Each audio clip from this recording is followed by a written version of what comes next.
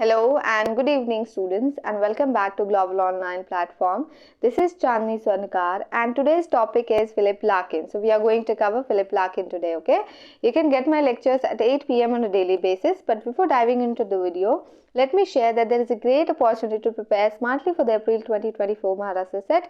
Global Online is offering a comprehensive English literature course. You'll have access to video lectures that explain concepts using short and effective methods. The course also provides downloadable PDF notes for your convenience.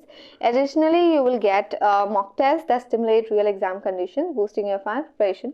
To learn more, reach out to the provided contact number. Now, if you want to watch the free videos, first download the Global Online app. Once you are in, head to the store section. There you will find details of all the courses. Use the search bar to directly type in the course name and you'll see an overview along with fees for the duration. Click on the content section and you'll find unit-wise folders. In each unit, you'll get theory lectures, evaluation, notes and mock tests and MCQs. No need for extra reading. Okay. Now, if you decide to join the paid course, you'll also be added to a WhatsApp group. In that group, you'll receive PDF for each session along with the PDF videos links basically. It's a great way to stay connected and get additional resources. So, happy learning with me, of course. Now, so let's start with the topic. Okay, so today we are going to cover Philip Larkin. As you all know, wits and wedding, going, these are the works, right? So these are the works, of course, written by Philip Larkin. So it's a very famous and prominent writer, right, of postmodern age. So he also worked as a librarian. So he wrote novels and poems. So we are going to cover some poems, basically some, not some, basically a lot of poems and also 2 novels written by Philip Larkin. Okay. So now, interesting thing here is he was offered, okay, poet laureate position but declined, okay, in 1984. Now just imagine this, that you are going to get an offer for a very prominent position and you just declined it. So he declined the position of poet laureate in 1984. Now, he also contributed to the Daily Telegraph as its jazz critic. He worked as a jazz critic there from 1961 to 1971 for 10 years approximately. And he wrote articles, like he gathered all the articles in all what jazz call in a record diary. It's like a record diary where he recorded everything, okay, from 1961 to 1971's period, right? And that was basically, this particular work was again edited by the Oxford Book of 20th Century English Verse in 1973. You don't have to remember all this information. I'm just telling you because for the knowledge sake, okay? So just remember this contribution. Moving on to the works. So the first work is The North Ship. The North Ship, okay?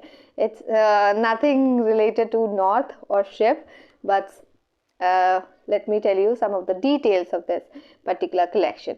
It's a debut collection. For the first time he actually published a collection, that is The North Ship, and it's a debut collection of poems and it contains 32 poems. How many poems? 32 poems The North Ship has. Now, it was published in 1945, so do remember, even the poems included in this particular collection published somewhere in 1911 or in different year, but it was collectively published in 1945. Do remember this information, okay? It's a very common thing. The second work is The Less Deceived. What? The Less Deceived. Now, it was published in 1955. Now, it is first mature collection of poetry. Just imagine that you are writing a poetry collection when you are 22. And then you wrote a collection of poetry where you were 25 or 30. So it must be first, or your mature collection of poetry, right? You gradually grow. So that is how things are going. So his first mature collection of poetry is The Less Deceived. So you have to read some of the poems included in this collection, right? The first one is Going. First poem. It's the first poem in this collection. That is why you need to remember the name of this. Now it actually talks about death. Nobody can deny this fact of Of course, death, right? So Enrio Motion said about this. This is the kind of poem for which Larkin is so often regarded as an unbelievably pessimistic poet. Okay, so nobody could believe this, but because of this particular poem, Enrio Motion said that he is regarded as an unbelievably pessimistic poet. Now, the concluding line is very important whenever there is a very famous poem, and you need to remember the first line of the poem for Maharashtra SET as well as for NET. Okay. Now here you need to understand that first line and the last line, the concluding line, are very important for you to do. Okay. So the concluding lines of going is, what is under my hands that I cannot feel? What loads my hands down? What is under my hands that I cannot feel? What loads my hands down? Okay. So this is a very I feel whenever I read this line, I feel like, okay, there must be something pressurizing me, that is making me feel low. Okay, now just forget that.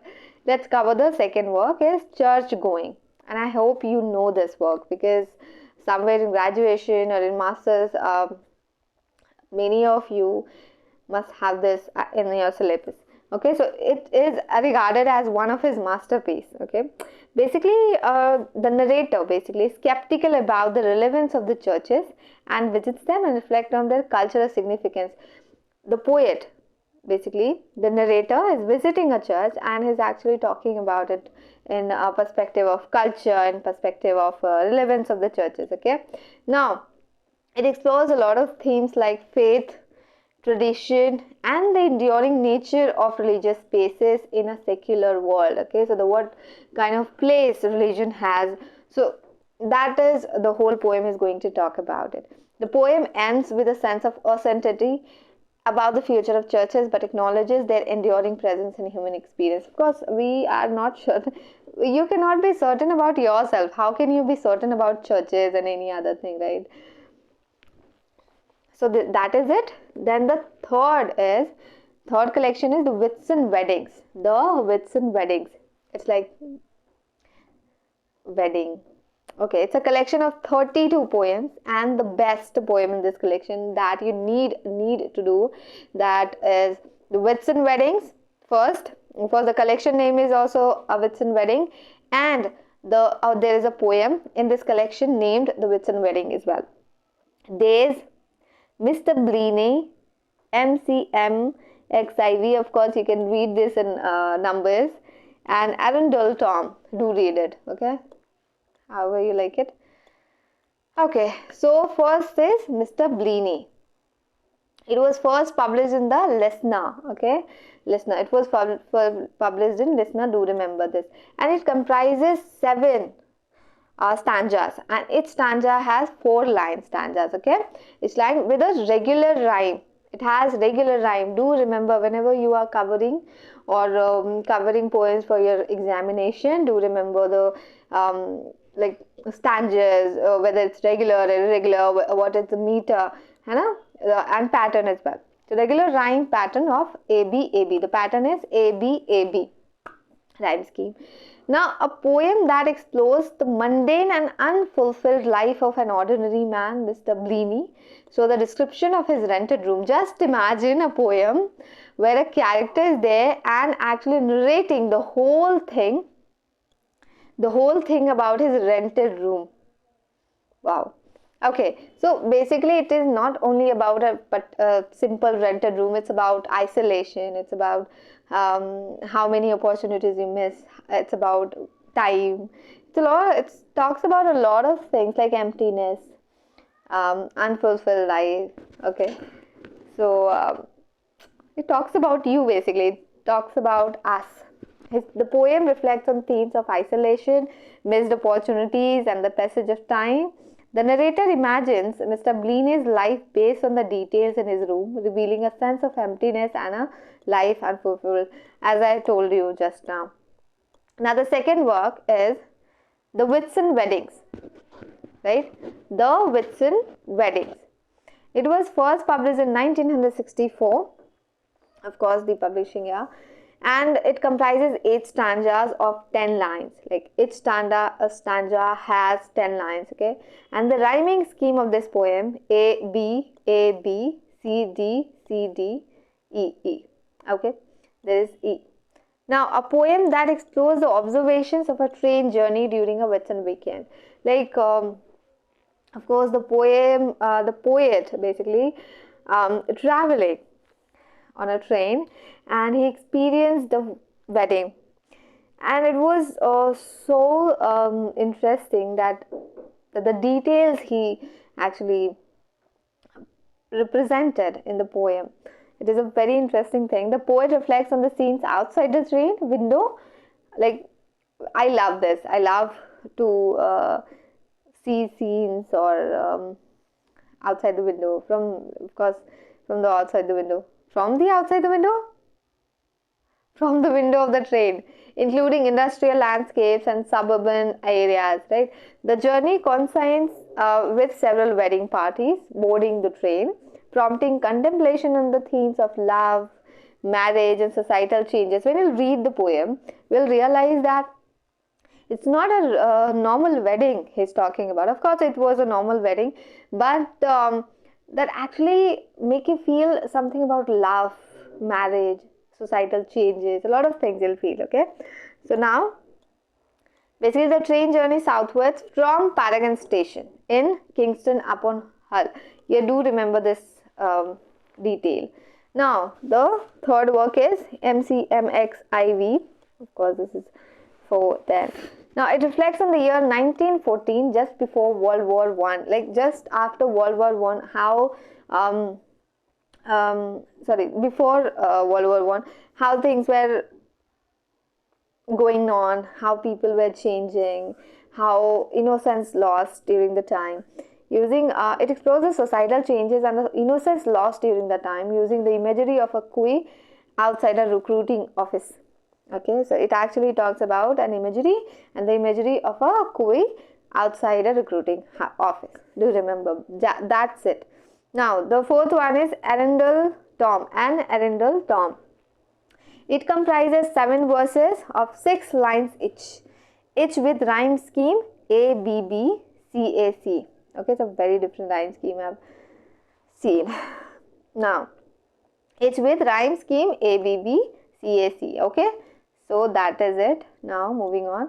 It actually begins with that poem begins with, side by side their faces blurred, the all and countess limestone, their proper habits vaguely shown, as jointed armor, stiffened pleat, and that faint hint of the absurd, the little dogs under their feet.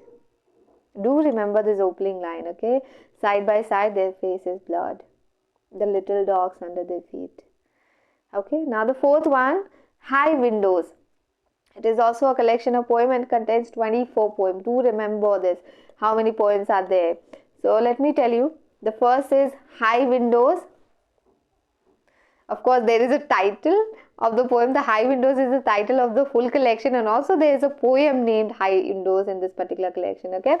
Then the second is Going, as I told you at the first place. Then Dublin Esquire, okay, there is no space here.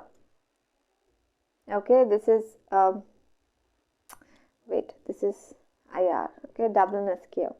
And the fourth one is This Be the Verse. Okay, it's a lyric poem basically. You do need to remember only the title of these poems, okay? And the fourth one is This Be the Verse, is a lyric poem. And 3 stanzas with an alternative rhyme schemes of 4 iambic tetrameter.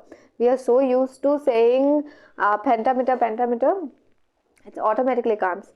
Now, Larkin himself compared it with W.B. Yeats' Lake Isolaf in his fray. So he himself compared it with W.B. Yeats' poem. Now, it's a famous line. There's a famous line of this particular poem. They fuck you up, your mom and dad. So it's a very famous poem, and everybody, I guess, who knows about literature, who loves literature and somewhere frustrated, uses this line. Now, the concluding line is Actually, he gave some advices. Get out as early as you can and don't have any kids yourself. Get out as early as you can and don't have any kids yourself. Wow, I need to tell this to my friends. Now, I have already told you in the first place that there are two novels that I am going to discuss today, and of course the fifth work and the first novel is first published in 1946. It's Jeel, okay, and it was set in wartime. There's a place Oxford, of course, that named in the novel, and the protagonist that you need to remember is John Kemp. Okay, John Kemp. Now the sixth work is the second novel, A Girl in Winter. It was first published in 1947 after 1 year of Jeel. And basically about this particular work, John Osborne said, he actually called it the most underestimated work in the Larkin canon and a harbinger of greatness.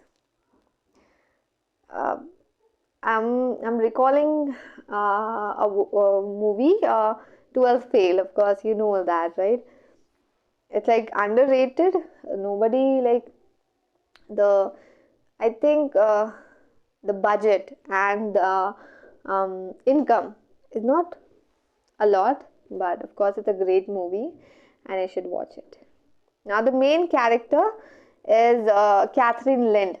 Am I promoting the movie? Of course, it's a good movie. You can watch it if you are preparing for any competitive exam. It will motivate you in a lot of ways. So main character is Catherine Lind. Okay, so that is it for today. Thank you so much. We'll meet in the next lecture and all the very best.